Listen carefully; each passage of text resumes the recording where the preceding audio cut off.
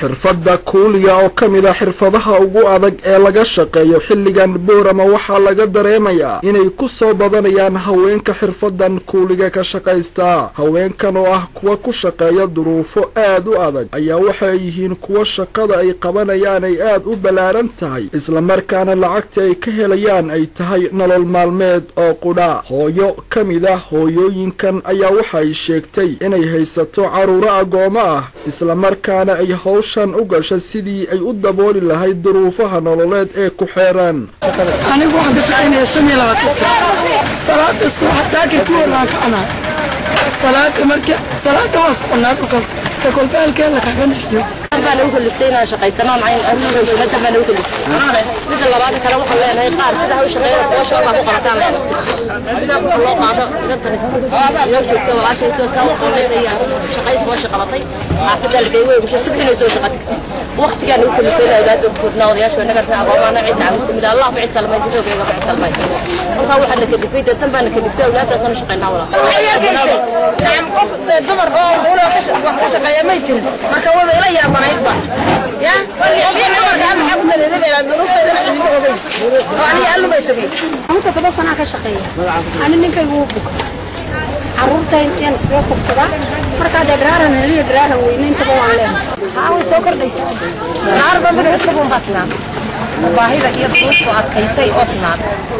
waxa ka qajiray taalkayga deegraaran soo galay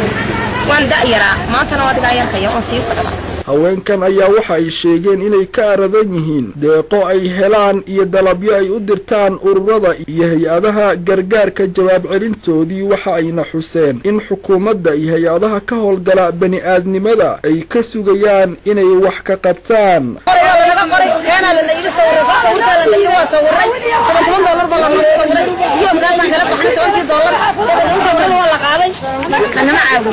waxaan doonaynaa inay degdeg noo soo gaaraan ana caawiyaan baan doonayaa laakiin aadan ugu dhibaataysanta waxaan oo qabtaa weyn sidaasoo ay xaaladu tahay ragga ka shaqeeya xirfadan kuuliga ee shaqadii ay hayeen haweenku ku soo doonteen duruufo jira awgeed maxay ka yiraahdeen arintan.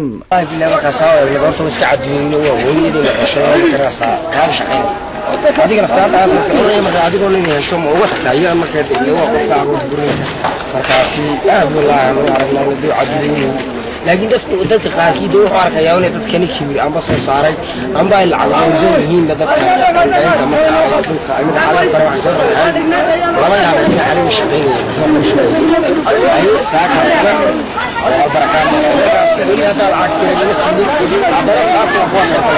si kastaba arrintu ahaatee Boorama oo keliya ma aha deegaanada ay Soomaalidu degto isla markaana duruufo jira awgeed ay haweenku ka shaqeeyaan shaqooyin culculus oo ay ka mid yihiin kuuliga. tanina waxaa dhalisay burburkii dalka kadib iyo shaqo la'aan xoogan oo soo wajahday ragga.